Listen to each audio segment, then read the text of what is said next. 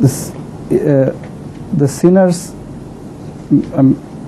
sin has been made to look beautiful to the sinners. What is the meaning of this? No, you won't sin unless it looks beautiful. It's very evident. But whether one was justified in doing something, this matter will be decided on the day of judgment.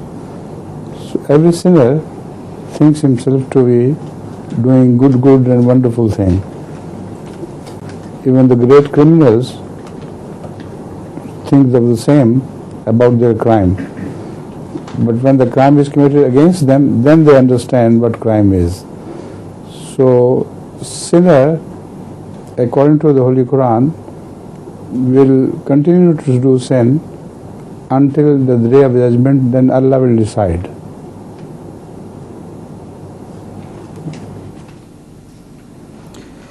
The Holy Quran says, كَذَلِكَ زَيَّنَّا لِكُلِّ أُمَّةٍ عَمَلَهُمْ ثُمَّ إِلَىٰ رَبِّهِمْ مَرْجِعُهُمْ فَيُنَبِّئُهُم بِمَا كَانُوا يَعْمَلُونَ.